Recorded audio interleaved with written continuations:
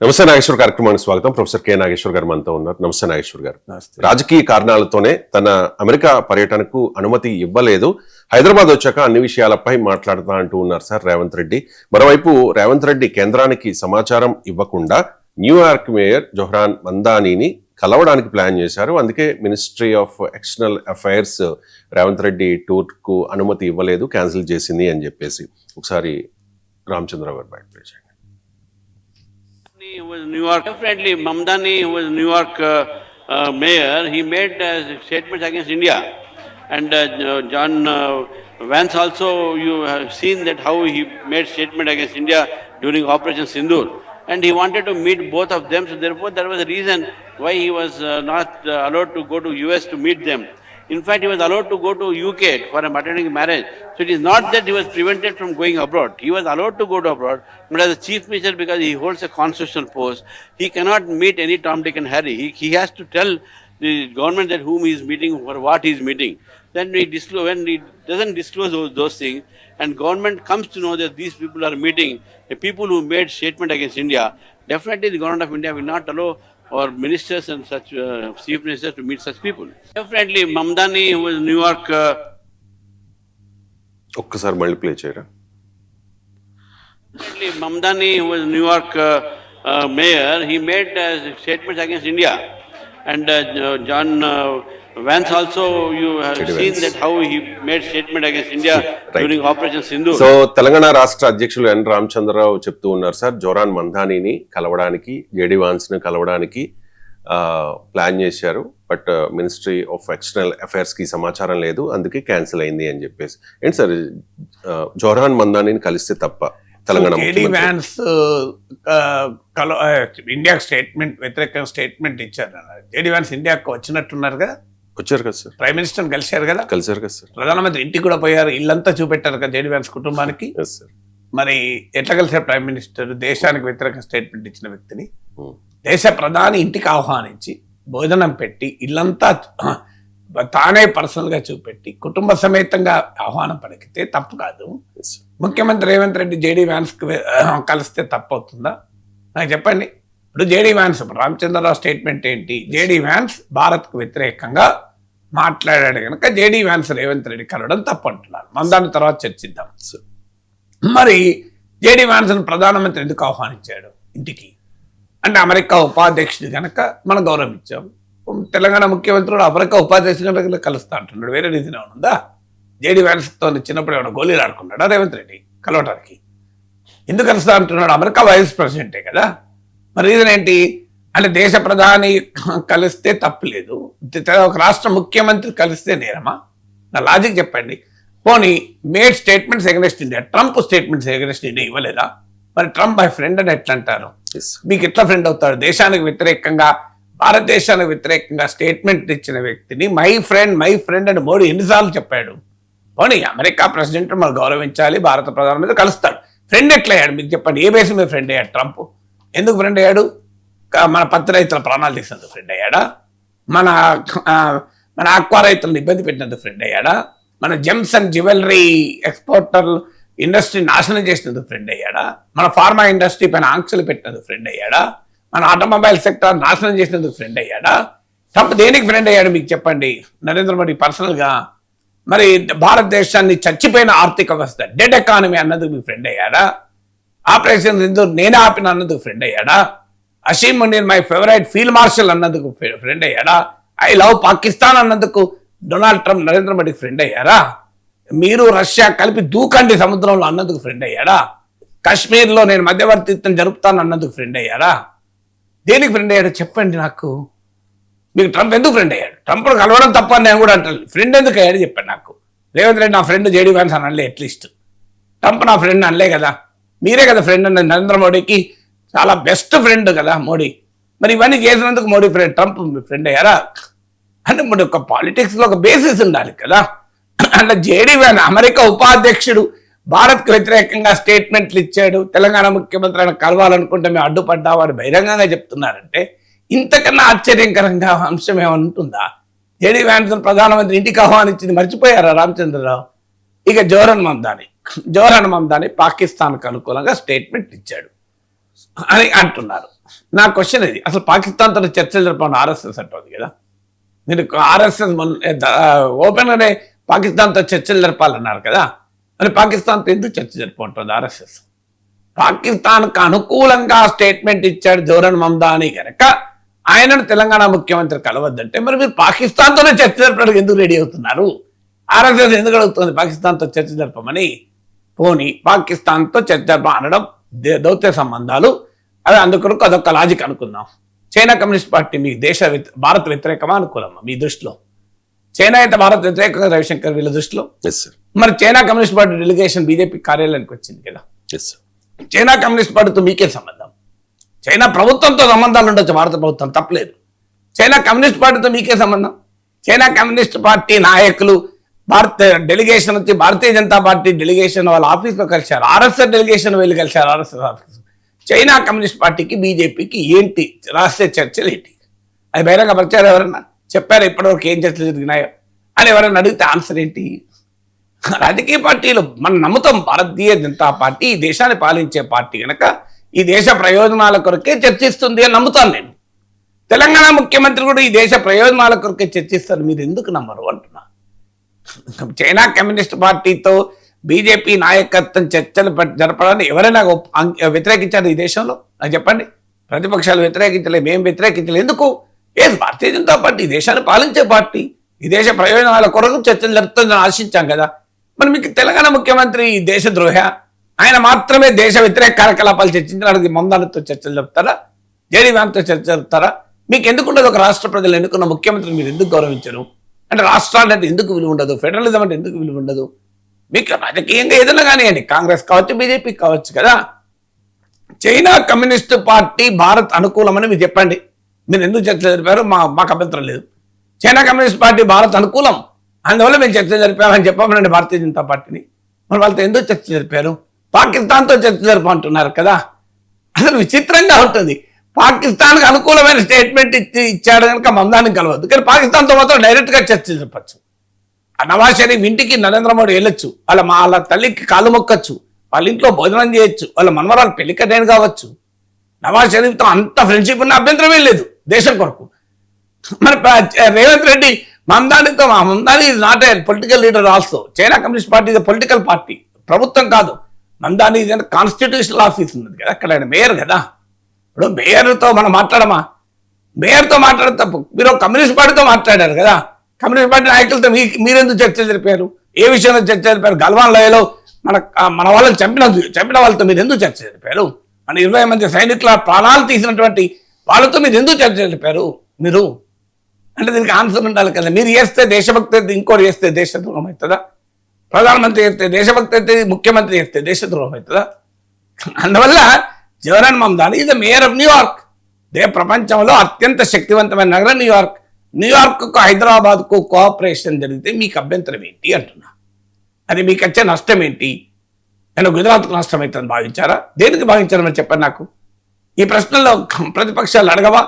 అదే తెలంగాణ లాభం కదా, న్యూయార్క్ హైదరాబాద్కి ఏమైనా కోఆపరేషన్ ఫామ్ అయితే, న్యూయార్క్ హైదరాబాద్ నగరాల మధ్య ఒక పార్ట్నర్షిప్ వస్తే తెలంగాణకు లాభమా నష్టమా చెప్పమని రామచంద్రరావు గారిని. మరి మీకు ఏం అభ్యంతరం? పోనీ న్యూయార్క్ హైదరాబాద్ పార్ట్నర్షిప్కి ఎవరితో మాట్లాడాలి? ఎవరితో మాట్లాడతారు చెప్పండి? టామ్ డిక్ అండ్ హారీతో మాట్లాడితే అవుతుందా? టామ్ డిక్ అండ్ హారీ అవుతారా? అప్పుడు టామ్ డిక్ అండ్ హారీ కాదు కదా. న్యూయార్క్ న్యూయార్క్ మీరు ఒక్కసారి గూగుల్ కొట్టండి, టామ్ డిక్ అండ్ హారీ వస్తుందా, జోరన్ మమ్దాని వస్తుందా? రవిశంకర్ గారు టామ్ డిక్ అండ్ హారీ అని కొట్టండి. మరి ఇప్పుడు కలుస్తా అనేది జోరన్ మమ్దానిని. రామచంద్రరావు ఏమంటున్నాడు? టామ్ డిక్ అండ్ హారీని కలుస్తా అంటే ఒప్పుకుంటామా అంటున్నాడు. జేడీవాన్ టామ్ డిక్ అండ్ హారీనా? నాకు చెప్పండి. మీరు ఒకసారి గూగుల్ కొట్టండి, what is Tom Dick and Harry? Tom Dick and Harry నా జోరన్ మమ్దాని. ఎవరు sir Tom Dick and Harry అంటే మీరు కొట్టండి, అది వర్డ్ ఎవరు పడతా లోన్ మీనింగ్ ఇంగ్లీష్ లో. టామ్ డిక్ అండ్ హారీ మనిషి కాదు, ఎవరు పడతా వాళ్ళు. టామ్ డిక్ అండ్ హారీ అనే మరి మీనింగ్ చూడండి. మరి టామ్ డిక్ అండ్ హారీని కలుస్తారా? టామ్ డిక్ అండ్ హారీ ఎట్లయితారండి? JD Vance is the vice president of United States of America, elected vice president. Zohran Mamdani is an elected mayor. మరి న్యూయార్క్ లో Hyderabad New York partnership కొరకు ఎవరిని కలవాలి చెప్పండి, మీరే చెప్పండి. హైదరాబాద్ కు న్యూయార్క్ సిటీల మధ్య పార్ట్నర్షిప్ అవసరమా లేదా చెప్పండి బీజేపీని. Tom, Dick and Harry is a common English idiom used to mean ordinary people, anybody or the general public. నేను అన్నా కదా ఎవరు పడతా వాళ్ళు. మన చెప్పండి ఇప్పుడు టామ్ డిక్ అండ్ నేను నా క్వశ్చన్ ఒకటే, న్యూయార్క్ హైదరాబాద్ మధ్య పార్ట్నర్షిప్ కొరకు ఎవరిని కలవాలి రవిశంకర్ చెప్పండి. జోహ్రాన్ మందాని రేవంత్ రెడ్డి భేటీ అవ్వాలి సార్. అంతే కదా, Yes. ఎవరు కలవాలి వేరు కదా, అట్లా కాదు. మీరు రేవంత్ రెడ్డి జోహ్రాన్ నేను అట్లా అన్నాను. తెలంగాణ రాష్ట్ర ముఖ్యమంత్రి న్యూయార్క్ నగర మేయర్ కలవాలి, అవునా కదా. ఇంకెవరు కలుస్తారు చెప్పండి. అమెరికాలో సిటీ మేయర్స్ కు చాలా పవర్ఫుల్. ఈవెన్ డొనాల్డ్ ట్రంప్ కూడా నిర్ణయించలేడు న్యూయార్క్ మేయర్ ఏం చేయాలనేది. మనలా కాదు, మన దగ్గర మేయర్ అంటే విలువ ఉండదు. అమెరికాలో mayor is almost city government అది. సో న్యూయార్క్ హైదరాబాద్ మధ్య పార్ట్నర్షిప్ కు మీరు ఎవరిని కలవాలో చెప్పండి. ఎవరిని కలవడానికి వెళ్ళాడు జోహ్రాన్ మందా కలుస్తారండి, సిటీ మేయర్ అయినా అండ్ ఎలక్టెడ్ మేయర్ మీరు మనవరు అని చెప్పడానికి ఎవరిని ఎన్నుకోవాలని. అమెరికాలో ఎవరిని ఎన్నుకోవాలని మనం నిర్ణయించలేం కదా. ఎవరు ఎన్నుకుంటే వాటితో పర్వేజ్ ముషరఫ్ లాంటి ఒక దుర్మార్గంతో కూడా మహనీయులు లాంటి అటల్ బిహారీ వాజ్పేయి కరచాలనం చేయాల్సి వచ్చింది కదా. వాడు పాకిస్తాన్ ప్రెసిడెంట్ గా వస్తే తప్పలేదు కదా. అసలు నిజంగా చెప్పాలంటే ఆ రోజు కళ్ళకు నీళ్ళు వచ్చినాయి. మన వాజ్పేయి లాంటి గొప్ప నాయకుడు వాడు పనికి వాళ్ళ వేద వాడితో చేతుల్లో కరచాలనం చేయాల్సి వచ్చింది. ఏమన్నా మనం అప్పుడు అది దాని లాజిక్ ఉండాలి కదా. మీకు టామ్ డిక్ అండ్ హ్యారీని కలుస్తా అంటే J D Vance Tom Dick and Harry అయిపోతే మరి టామ్ డిక్ అండ్ హ్యారీని మోడీ గారు ఇంటికి పిలిచి భోజనం పెట్టి ఇల్లంతా చూపెట్టారా? ఇట్లా టామ్ డిక్ అండ్ హ్యారీలకు మోడీ అంత గౌరవం ఇస్తారా? ఓహో నాకు తెలియదు, మీరు చెప్పండి, న్యాయం చెప్పండి. మీరు టామ్ డిక్ అండ్ హ్యారీలకు నరేంద్ర మోడీ ఆతిథ్యం ఇస్తారా? ఎక్కడన్నా టామ్ డిక్ అండ్ హ్యారీలతో ఆతిథ్యం ఇస్తారా? అంటే మీరు చేస్తే చైనా కమ్యూనిస్ట్ పార్టీ నాయకులు టామ్ డిక్ అండ్ హ్యారీ కాదా? మీ దృష్టిలో వాళ్ళు చాలా గొప్ప వాళ్ళ చెప్పండి. చైనా కమ్యూనిస్ట్ పార్టీ డెలిగేషన్తో మీరు చర్చలు జరిపారు, వాళ్ళు చాలా గొప్ప వాళ్ళ మీ దృష్టిలో? వాళ్ళ మహనీయుల? వాళ్ళు మాత్రం టామ్ డిక్ అండ్ హ్యారీ కాదు. Elected mayor of New York, elected vice president of America Tom Dick and Harry అవుతాడు. చైనా కమ్యూనిస్ట్ పార్టీ నాయకులు మాత్రం చాలా great people, very great people. ఎట్లా చర్చించారు మీ చైనా కమ్యూనిస్ట్ పార్టీ నాయకులతో? టామ్ డిక్ అండ్ హ్యారీ చెప్తారు కదా, మీరు చర్చించి వాళ్ళ పేర్లు కూడా తెలియదు. మీకు తెలుసా వాళ్ళ పేర్లు ఎవరన్నా? నాకైతే పేరు కూడా తెలియదు. షిన్ అని ఉంటుంది, వాళ్ళు ఎవరో కూడా తెలియదు. మరి వాళ్ళతో చర్చలు జరిపారు కదా మీరు, బ్రహ్మాండ చర్చలు జరిపారు కదా. గూగుల్ ఒకటంటే వస్తుంది. BJP Chinese communist party delegation goes to BJP national office, BJP జాతీయ కార్యాలయానికి వెళ్ళి చర్చలు జరిపారు. మరి ఏది కాదు, ఒక ప్రోటోకాల్స్ ఉంటే రాష్ట్ర ముఖ్యమంత్రి ఒక నగర మేయర్ని కలిస్తే మీరు ఈ రాష్ట్ర ముఖ్యమంత్రిని నమ్మకపోతే, ఒక కాన్స్టిట్యూషన్ ఆఫీస్ ఉన్న వ్యక్తిని నమ్మకపోతే ఇతను దేశద్రోహం చేస్తారని మీరు ఎందుకు భావిస్తున్నారు? అన్యాయం కదా ఇది.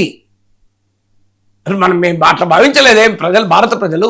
Bharatiya Janata party China communist పార్టీతో చర్చ జరిపిందంటే దేశం కొరకు చర్చ జరిపింది అనుకున్నాం. ఎవరైనా అంతే అనుకుంటాం, ఖచ్చితంగా దేశం కొరకు చర్చ జరిపింది బీజేపీ. ఎవరు కాంగ్రెస్ అయినా, బీజేపీ అయినా, మోడీ అయినా, రేవంత్ రెడ్డి అయినా, కేసీఆర్ అయినా ఈ దేశం కొరకే పనిచేస్తారు. వాళ్ళ రాజకీయాలు ఏమన్నా ఉండదు, దేశద్రోహ చర్యలు చేస్తారని నేనైతే నమ్మను. బీజేపీ ముఖ్యమంత్రులు కూడా దేశద్రోహ పనులు చేస్తారని నమ్మను. ఎవరైనా భారత రాజకీయాల్లో ఉన్న ప్రతి నాయకుడు కూడా దేశభక్తులే. వాళ్ళ విధానాల్లో మనకు భిన్నాభిప్రాయం ఉండొచ్చు, వాళ్ళ సిద్ధాంతాల మీద వ్యతిరేకత ఉండొచ్చు, దేశద్రోహ చర్యలు జరిపే ప్రసక్తి లేదు. బీజేపీ, భారతీయ జనతా పార్టీ నాయకులు కానీ, కాంగ్రెస్ నాయకులు కానీ, బీఆర్ఎస్ నాయకులు కానీ ఏమన్నా తప్పులు ఉండొచ్చు, వాళ్ళు దేశద్రోహం చేస్తారండి. తెలంగాణ ముఖ్యమంత్రి వెళ్ళి దేశాన్ని తాకట్టు పెట్టే పనులు చేస్తారా అండి? మీరు చెప్పండి, గుణ మీరు చేసుకొని చెప్పండి రవిశంకర్ గారు. ఇది తెలంగాణ ప్రజలను అవమానించడం కదా? మీకు రేవంత్ రెడ్డి మీద ఏమైనా ఉండనియండి, కానీ ఈ ఆరోపణ చేయగలుగుతారా? ఇంతవరకు బీఆర్ఎస్ కూడా చేసిందా? రేవంత్ రెడ్డిపై భారతదేశ ప్రయోజనాలకు విరుద్ధంగా న్యూయార్క్ మేయర్తో రహస్య కుట్రలు పండుతారని నమ్ముతారా ఎవడన్నా తెలంగాణ ప్రజలు? మరి మీరు ఎందుకు ఇవ్వలేదు పర్మిషను? దీనికి రీజనింగ్ ఉండాలి కదా. అరే ఆశ్చర్యంగా ఉంది, ఏడీ వ్యాన్స్ భారత్కు వ్యతిరేకంగా స్టేట్మెంట్ ట్రంప్ ఇవ్వలేదా? దీనికి ఆన్సర్ చెప్పాలి రామచంద్రరావు. ట్రంప్ మరి భారత్కు వ్యతిరేకంగా స్టేట్మెంట్ ఇవ్వలేదా? అసలు ట్రంప్ ఇచ్చిన స్టేట్మెంట్ జేడీ వ్యాన్స్ కూడా ఇవ్వలే. కనీసం జేడీ వ్యాన్ మన దేశ అల్లుళ్ళు కొద్దిగా అటు ఇటు ఉన్న అలిగిన అల్లుడే కదా, అవునా కదా? అల్లుడు చాలా దుర్మార్గంగా ఉన్న అల్లుడు గౌరవిస్తాం, ఇంటికి వస్తే అల్లుడే కదా, మన దేశ అల్లుడు, మన తెలుగింటి అల్లుడు కదా. ఆ లెక్కనైనా ఎమోషనల్ అటాచ్మెంట్ ఉండాలి కదా జేడీ వ్యాన్స్తో మనకు. డొనాల్డ్ ట్రంప్ రోజు ఐ లవ్ యూ పాకిస్తాన్ అని డియట్లు వాడుతుంటే ఆయన my friend, my close friend, my great friend అని సంబోధిస్తారు. భారత్కు ట్రంప్ చేసిన బెనిఫిట్ నాకు ఒక్కటి చెప్పండి, రామచంద్ర గారు చెప్పమనండి. మోడీ నా గ్రేట్ ఫ్రెండ్, పర్సనల్ ఫ్రెండ్ కదా. What did Trump do for India? Tell me one aspect. నేను 100 చెప్తా భారత్కు వ్యతిరేకం చేసినాయి. 50% టారిఫ్లు విధించాడు, నెంబర్ 1. నెంబర్ 2 రష్యన్ ఆయిల్ కొనొద్దన్నాడు. నెంబర్ 3 ఇరాన్ ఆయిల్ ఆపేయమన్నాడు. నెంబర్ 4 కాశ్మీర్లో మధ్యవర్తిత్వం అన్నాడు. నెంబర్ 5 ఆపరేషన్ సింధూర్ ఆపానండి. నెంబర్ 6 హార్లీ డేవిడ్సన్ వెహికల్స్ పైన టెస్లా అంటే కార్ల పైన పన్నులు తగ్గించమన్నాడు. నెంబర్ 7 అగ్రికల్చర్ కమాడిటీస్ ను ఇండియాలో ఎలో చేయమన్నాడు, మేజ్ సోయా లాంటి వాళ్ళను. నెంబర్ 8 మన జ్యువెలరీ ఎక్స్పోర్ట్ అడ్డుకున్నాడు. నెంబర్ 9 ఫార్మా ఎక్స్పోర్ట్ అడ్డుకున్నాడు. నెంబర్ 10 ఆక్వా రైతుల పైన వెన్నువిరిచాడు. నెంబర్ 11 కాటన్ రైతులకు దెబ్బతీశాడు. నేను ఒక 100 చెప్పగలుగుతా ఇట్లా. మరి ట్రంప్ మీరు ఒక్కటి చెప్పండి, ట్రంప్ భారత్కి చేసిన మెయిల్ చేయండి, ఒక్కటి చెప్పండి, single, I will be very happy. మరి ట్రంప్ను మనం కలవద్దని అంటామా? ట్రంప్ను మన ప్రధానమంత్రి కలవద్దని చెప్తామా? ఎందుకు? బికాజ్ ఇది elected president of the United States of America. మన చేతులు లేదు వాళ్ళు ఎవరిని ఎన్నుకుంటారని. ఆ సీట్లో ఎవరుంటే వారితో మనం మాట్లాడతాం. దేశం చచ్చిపోతున్న డెడ్ ఎకానమీ అన్నాడు ఇండియాను. ఇంత దారుణంగా ఈ ప్రపంచంలో పాకిస్తాన్ ప్రైమ్ మినిస్టర్ కూడా ఇండియన్ డెడ్ ఎకానమీ అండి. మీరు అన్నారా? చూడండి, నాకు చూపెట్టండి. Did any time Pakistan prime minister India dead economy అనగా విన్నారా మీరు? అలాంటి డొనాల్డ్ ట్రంప్ అన్నాడు. మరి ఆయనతో ఇక్కడ లేని ఫ్రెండ్షిప్ కదా. My friend my friend my friend. మీరు మోడీ ట్విట్టర్ అకౌంట్ చూడండి, ట్రంప్ సెర్చ్ చేయండి, మై ఫ్రెండ్ అని సెర్చ్ చేయండి, ఎన్నిసార్లు వస్తుందో చూడండి మీరే. మై ఫ్రెండ్ ట్రంప్ అని సెర్చ్ చేయండి, ట్విట్టర్ ఓపెన్ చేసి కనీసం 100 సార్లు ఉంటుంది మై ఫ్రెండ్ ట్రంప్ అని.